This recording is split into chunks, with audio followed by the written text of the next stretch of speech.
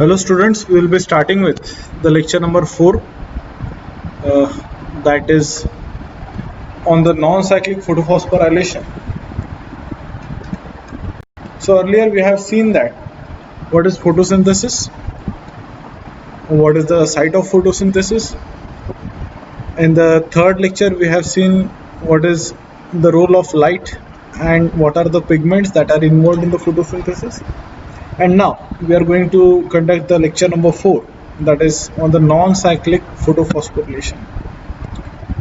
Before starting with this lecture, I want to tell you something about the phosphorylation and then we'll go for the photophosphorylation. So what does the phosphorylation means? Phosphorylation means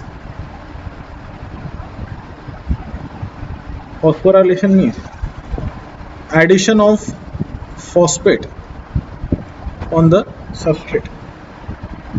So if you have a substrate,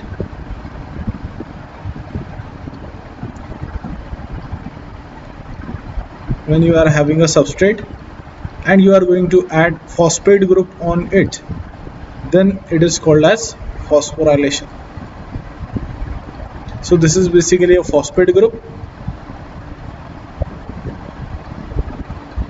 and that is PO4 2-, and here is your substrate. तो जब किसी substrate पर phosphate group add किया जाता है तो उस process को फॉस्फोराइलेशन कंसीडर किया जाता है. Right? So this you can be called as phosphorylated substrate. Right? Now, so suppose you are having 1 ADP, that is adenosine diphosphate, and you are going to add inorganic phosphate on it, then there is formation of ATP, right?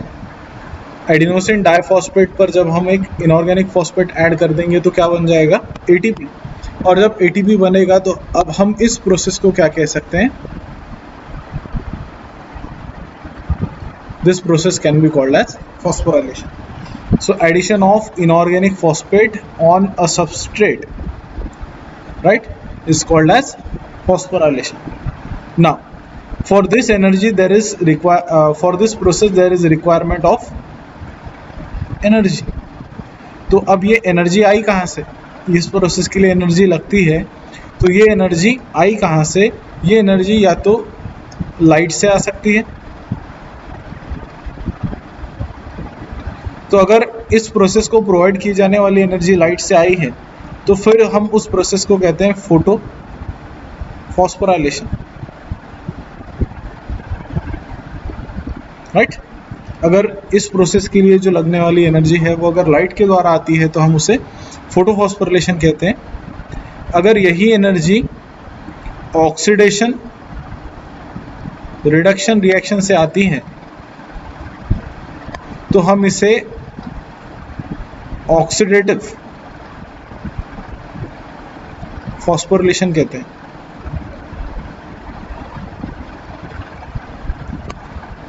तो अगर ये energy light से आती है तो photophosphorylation, और अगर ये एनर्जी ऑक्सीडेशन रिडक्शन रिएक्शन के द्वारा आती है तो फिर हम इसे ऑक्सीडेटिव फॉस्फोरिलेशन कह सकते हैं.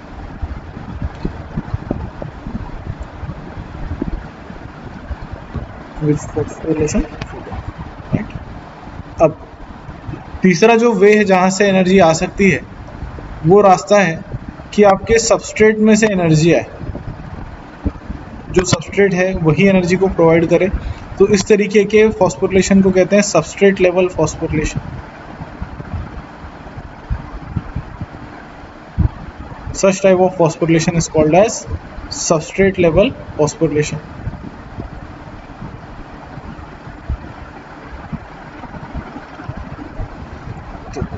जो सबस्ट्रेट है उसके ऊपर अगर फॉस्फेट ऐड किया जा रहा है तो उसे हम फॉस्फोरिलेशन कहते हैं.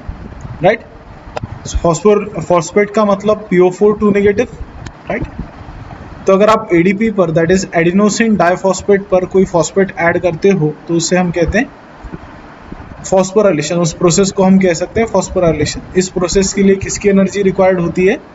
This process requires energy of some form, किसी फॉर्म की एक एनर्जी हमें यहाँ पर रिक्वायर्ड होती है। अब वो जो एनर्जी की फॉर्म है,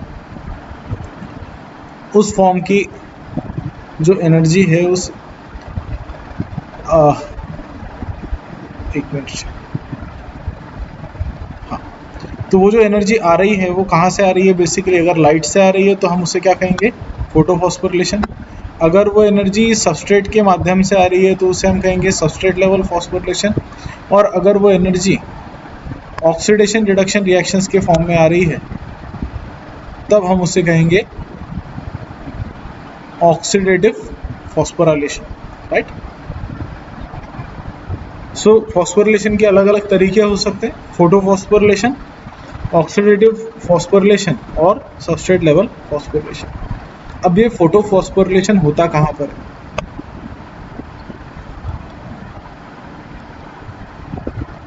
what is the site of photophosphorylation?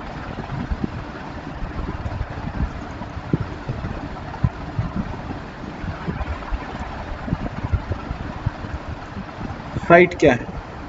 तो ये होता है क्लोरोप्लास्ट में, थैलाकॉइड मेम्ब्रेन में। कहाँ पर होता है ये? क्लोरोप्लास्ट के अंदर, इन the thylakoid membrane.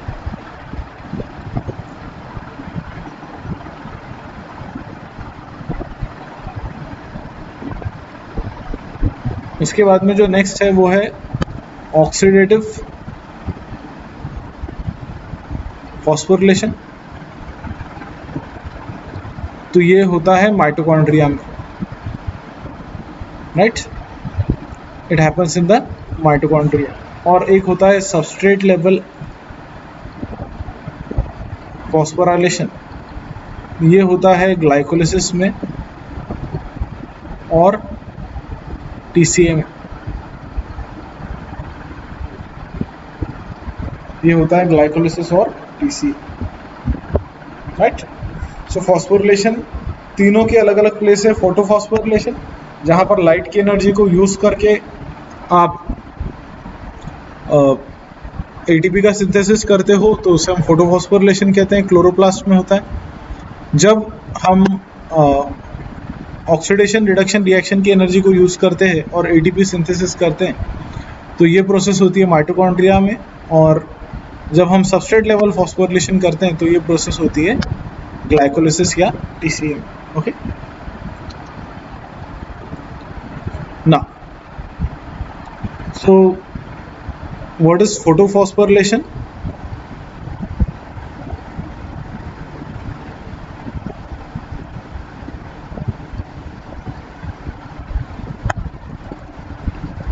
we can call it as, it is a process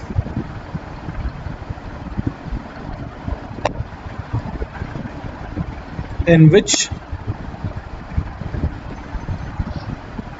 ATP are synthesized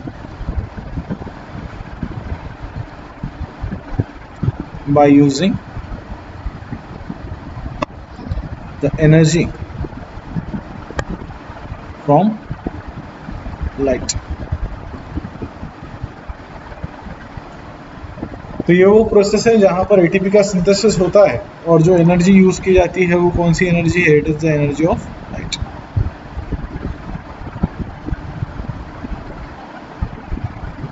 कौन सी एनर्जी यूज की जाती है? लाइट।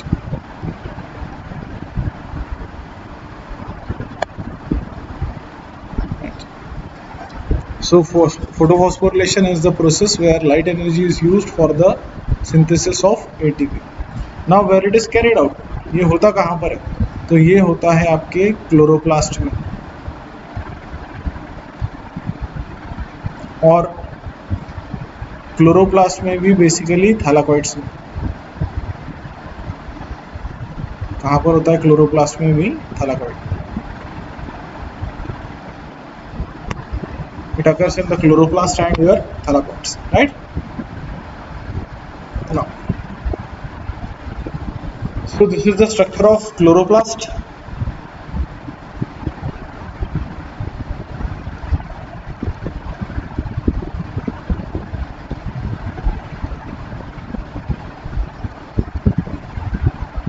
और ये जो क्लोरोप्लास्ट का स्ट्रक्चर है, इसमें आप यहाँ पर इन लोगों ने थैलाकोइड को जूम करके दिखाया है.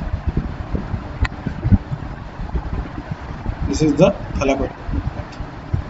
थैलाकोइड की मेम्ब्रेन है और यहाँ पर इन्होंने ये एपरेटस दिखाया है कि यहाँ पर आपका ये फोटो सिस्टम 2 है, फिर यहाँ पर ये फोटो सिस्टम 1 है, इसके ऊपर ये लाइट आकर इंसिडेंट हो रहा है, राइट. और ये जो लाइट है फिर ये कुछ काम कर रहा है, ये देखेंगे हम क्या होता है. बट यहाँ पर कहीं पर ये समझ में आ रहा है आपको कि लाइट इंसिडेंट हो रहा है, उसमें से फिर कुछ इलेक्ट्रॉन्स निकल रहे हैं, यहाँ पर वाटर की स्प्लिटिंग हो रही है, देखिए वाटर की स्प्लिटिंग हो रही है, और जो वाटर की स्प्लिटिंग हो रही है उससे फिर इलेक्ट्रॉन्स निकल रहे हैं और ये इलेक्ट्रॉन को दौड़ाया जा रहा है, राइट. ये कहाँ से दौड़ते हैं इलेक्ट्रॉन, कैसे दौड़ते हैं, ये बाद में की बात है, राइट. बट इस फिगर में आपको एक चीज़ क्लियर दिख रही है कि लाइट की एनर्जी से यहाँ पर जब लाइट की एनर्जी पड़ी तो वाटर का फोटोलिसिस हुआ, वाटर टूटा, और वाटर टूटने के बाद में हाइड्रोजन आयंस प्रोड्यूस हुए. ये दिख रहा है आपको, हाइड्रोजन आयंस प्रोड्यूस हुए यहाँ पर, राइट. और फिर यहाँ से कुछ इलेक्ट्रॉन निकले, जो इलेक्ट्रॉन अब दौड़ने वाले हैं. फिर यहाँ पर जब ये इलेक्ट्रॉन दौड़ रहे हैं तो ये इलेक्ट्रॉन ने वापस से क्या किया है कि हाइड्रोजन्स को कहाँ पर डंप कर दिया, थैलाकोइड की मेम्ब्रेन में, या हम कह सकते हैं कि थैलाकोइड की मेम्ब्रेन के अंदर, मतलब कि थैलाकोइड के लुमेन में. तो उसने इस हाइड्रोजन को यहाँ पर पंप किया है.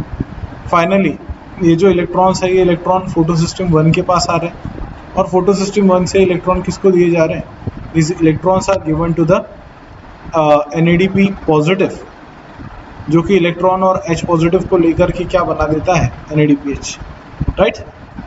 तो ये जो वाटर से निकलने वाले इलेक्ट्रॉन्स हैं, ये इलेक्ट्रॉन्स कहाँ पर पहुँच रहे हैं फाइनली, ये जो इलेक्ट्रॉन्स हैं ये इलेक्ट्रॉन्स पहुँच रहे हैं आपके NADP के पास, और उसका कन्वर्शन हो जा रहा है NADPH में. तो ये NADPH भी एक एनर्जी रिच मॉलिक्यूल है. ये NADP भी एक एनर्जी रिच मॉलिक्यूल है. फिर उसके बाद में अब यहाँ पर आप देख रहे हो कि हमने यहाँ पर थैलाकोइड के लुमेन में बहुत सारे H पॉजिटिव डंप कर दिए. हमने यहाँ पर बहुत सारे H पॉजिटिव डंप किए इस थैलाकोइड के लुमेन में. कहाँ से आए ये H पॉजिटिव, वाटर की स्प्लिटिंग से आए. एक तो ये H पॉजिटिव एक तो वाटर टूटने की वजह से आए हैं, और फिर जब ये इलेक्ट्रॉन रन हो रहे हैं तो ये जो H पॉजिटिव है ये इलेक्ट्रॉन रन होने की वजह से भी स्ट्रोमा से कहाँ पर पंप किए गए हैं, थैलाकोइड के लुमेन. फिर यहाँ पर H पॉजिटिव की संख्या बढ़ जाएगी, जो अमाउंट ऑफ H पॉजिटिव है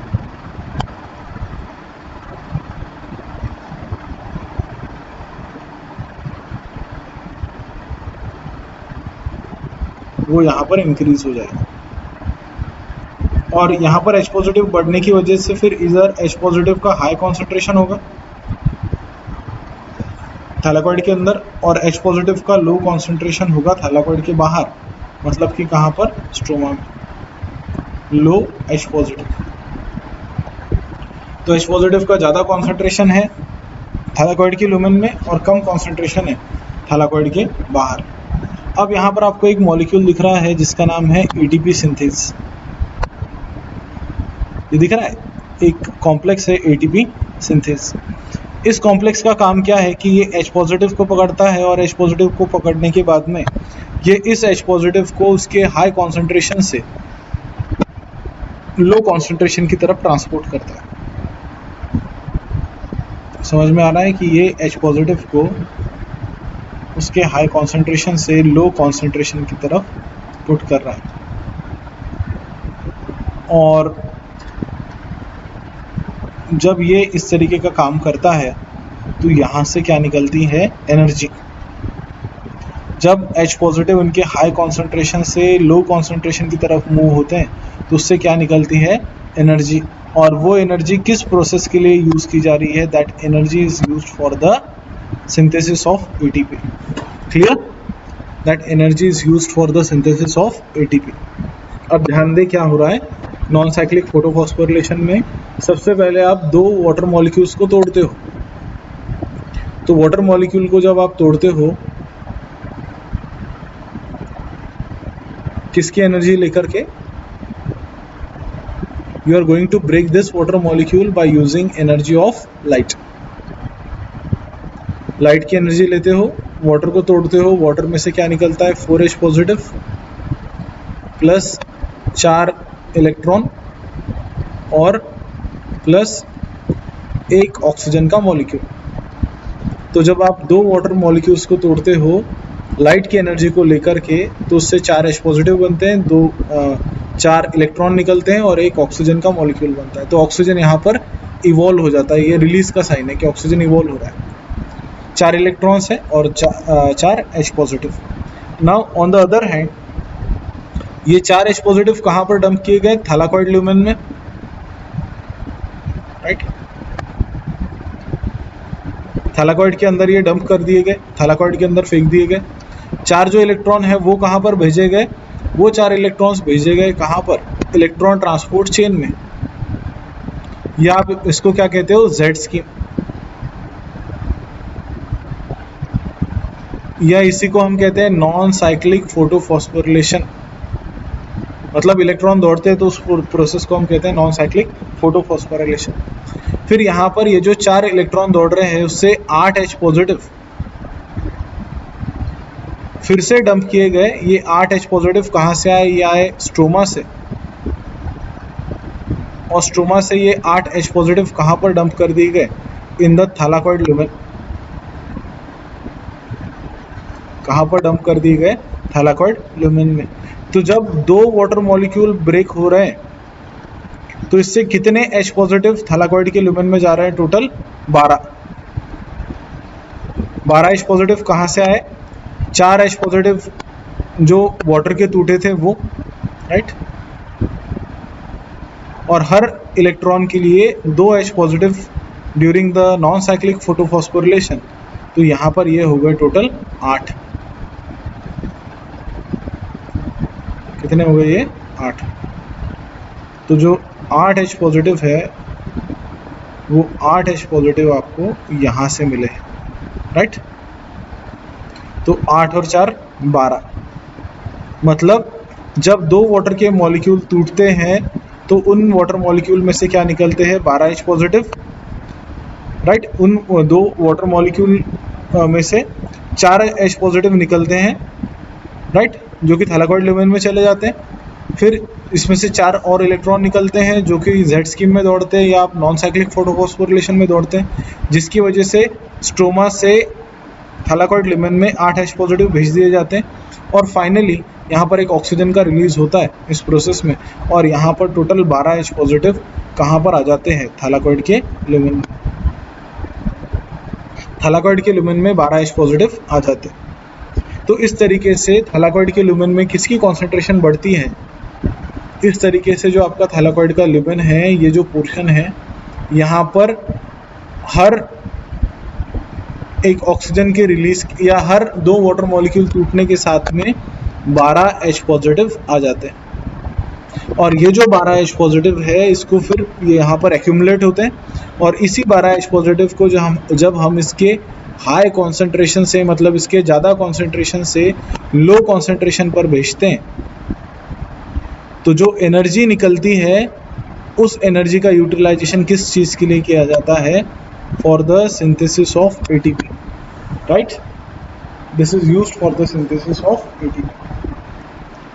फाइनली एटीपी बन जाते हैं, और दूसरे साइड में जो यहाँ पर इलेक्ट्रॉन्स आ रहे हैं, आप यहाँ पर देख सकते हो कि जो इलेक्ट्रॉन्स आ रहे हैं वो इलेक्ट्रॉन्स फाइनली कौन ले लेता है? NADP पॉजिटिव, जो हाइड्रोजन से कंबाइन होकर के क्या बना देता है? NADPH। So what is the result of NCPP? Non cyclic photophosphorylation से हमें क्या मिला? हमें मिल गए ATP और हमें मिल गए NADPH। अब वो कितने मिले, क्या मिले, बाद में की बात है, पर इतना ध्यान में रखिए कि हमें दो चीज़ें मिली, one is NCP, one is ATP and other is NADPH। और ये जो सारे कॉम्प्लेक्सेस हैं, ये फोटो सिस्टम 1 है, फोटो सिस्टम 2 है, ये कहाँ पर लोकेटेड है? All they are located in the membrane of thylakoid. Thylakoid की मेम्ब्रेन में ये सारी चीज़ें लोकेटेड है। तो हम कह सकते हैं कि जो लाइट डिपेंडेंट रिएक्शंस है वो सारी रिएक्शंस कहाँ पर हो रही है? All these light dependent reactions they are carried out in the thylakoid. Okay, देखिए तो अब ये कुछ पोर्शन है, ये क्लोरोप्लास्ट का स्ट्रोमा, मतलब क्लोरोप्लास्ट के अंदर जो लिक्विड पोर्शन है वो, ये है आपकी थैलाकॉइड की मेम्ब्रेन, राइट। और यहाँ पर है थैलाकॉइड का लुमेन। यहाँ पर आपकी फोटो सिस्टम 2 है। अब देखिए क्या हुआ, लाइट इंसिडेंट हुआ फोटो सिस्टम 2 पर। इस लाइट की एनर्जी से इस फोटो सिस्टम 2 ने किसको स्प्लिट किया? वाटर मॉलिक्यूल को स्प्लिट किया। दो वाटर मॉलिक्यूल स्प्लिट करेंगे तो एक ऑक्सीजन रिलीज होगा, साथ ही साथ यहाँ पर हाइड्रोजन बनेंगे, राइट। फिर ये जो यहाँ से इलेक्ट्रॉन्स निकले हैं, ये इलेक्ट्रॉन्स कहाँ पर जाएंगे? फोटो सिस्टम 2 से प्लास्टोक्विनोन के पास में। फिर ये प्लास्टोक्विनोन रिड्यूस हो जाएगा। ये प्लास्टोक्विनोन इधर से किसको कैप्चर करेगा? हाइड्रोजन को। कहाँ से कैप्चर करेगा? स्ट्रोमा से। और ये कहाँ पर छोड़ देगा इसको? इन द थैलाकॉइड लुमेन। और ये जो प्लास्टोक्विनोन है, ये इसका इलेक्ट्रॉन किसको दे देगा? The electron is given to the cytochrome B6F complex, उसको दे देगा। और फाइनली यही जो इलेक्ट्रॉन है ये किसी और इलेक्ट्रॉन कैरियर के पास जाएगा, प्लास्टोसाइनिन के पास, और वहाँ से फिर फोटो सिस्टम 1 के पास जाएगा इलेक्ट्रॉन। फोटो सिस्टम 1 फिर से लाइट एनर्जी को लेगी, और लाइट एनर्जी को लेने के बाद में ये जो फोटो सिस्टम 1 है ये फिर से उस इलेक्ट्रॉन को एक्साइट करेगी। ये इलेक्ट्रॉन फिर फेरेडॉक्सिन के पास जाएगा, फिर और एक मॉलिक्यूल के पास जाएगा जिसका नाम है ferredoxin nucleotide reductase. And finally ये जो इलेक्ट्रॉन है ये NADP के पास जाएगा, जो फिर H पॉजिटिव को ले लेगा बाहर से, और यहाँ पर क्या बन जाएगा? NADPH। अब ये जो इलेक्ट्रॉन्स रिलीज हो रहे हैं वाटर के टूटने से, उन इलेक्ट्रॉन्स को हमने चैनलाइज कर दिया, और वो इलेक्ट्रॉन फाइनली कहाँ तक गए? That electrons they move to the NADP positive, right. दूसरे साइड में जो आपने हाइड्रोजन रिलीज किए थे सारे, वो सारे हाइड्रोजन थैलाकॉइड के लुमेन में यहाँ पर पहुँच गए, और फिर उस हाइड्रोजन के यूटिलाइजेशन से यहाँ पर ATP का सिंथेसिस होगा कि हम थैलाकॉइड लुमेन से H पॉजिटिव कहाँ पर भेजेंगे? We will transport these H positive in the chloroplast stroma and that leads to the synthesis of ATP। तो ये इस तरीके की प्रोसेस होती है नॉन साइक्लिक फोटोफॉस्फोरिलेशन की। नाउ ये तो हमने देखा है डिटेल में कि ये जो प्रोसेस होती है ये क्लोरोप्लास्ट के किस पोर्शन में होती है और यहाँ से क्या चीज़ें होती है। बट आपने जो 12th क्लास में पढ़ा है या जो अभी तक पढ़ा है उसके अंदर आपने ये पढ़ा होगा कि एक Z स्कीम होती है। 12th क्लास में आपने पढ़ा होगा, Z स्कीम कहते हैं इसे। तो ये Z स्कीम में हो क्या रहा है बेसिकली? देखिए ये सारी चीज़ें थैलाकॉइड के मेम्ब्रेन में चल रही है, ये आपको समझना चाहिए। तो लाइट रिएक्शंस में यहाँ पर लाइट आ रहा है, ये लाइट फोटो सिस्टम 2 पर पड़ रहा है। फोटो सिस्टम 2 यहाँ पर इस लाइट की एनर्जी से वाटर को तोड़ रही है, उससे H पॉजिटिव निकल रहे हैं, ऑक्सीजन निकल रहा है, और जो दो इलेक्ट्रॉन निकल रहे हैं वो इलेक्ट्रॉन किसको दिए जा रहे हैं? क्लोरोफिल को। ठीक है, तो यहाँ पर क्लोरोफिल या फोटो सिस्टम कह सकते हो आप। ये फोटो सिस्टम एक्साइट हो गई, फिर इसने दिया फियोफाइटिन को, फियोफाइटिन से प्लास्टोक्विनोन को, आप इसको प्लास्टोक्विनोन A कह सकते हो। फिर वो इलेक्ट्रॉन्स गए प्लास्टोक्विनोन B के पास, प्लास्टोक्विनोन B से वो इलेक्ट्रॉन्स गए साइटोक्रोम B6F कॉम्प्लेक्स के पास, जिसने कि यहाँ पर हाइड्रोजन को कहाँ से कहाँ पर ट्रांसपोर्ट किया? स्ट्रोमा से लेकर थैलाकॉइड लुमेन में, राइट। फिर यही इलेक्ट्रॉन्स किसके पास गए?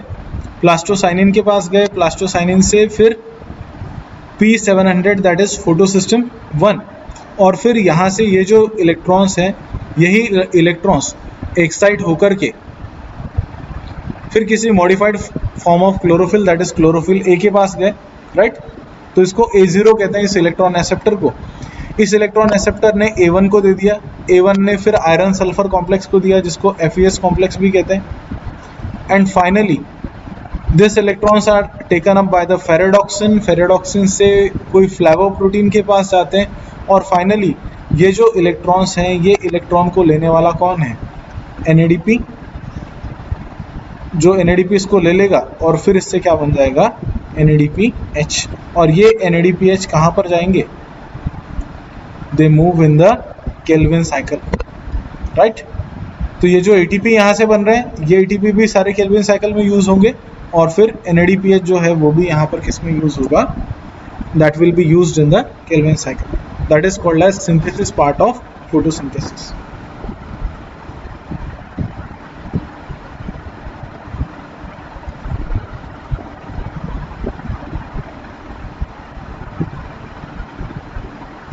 सो here we are going to end our lecture. ये आपका लेक्चर नंबर 4 था।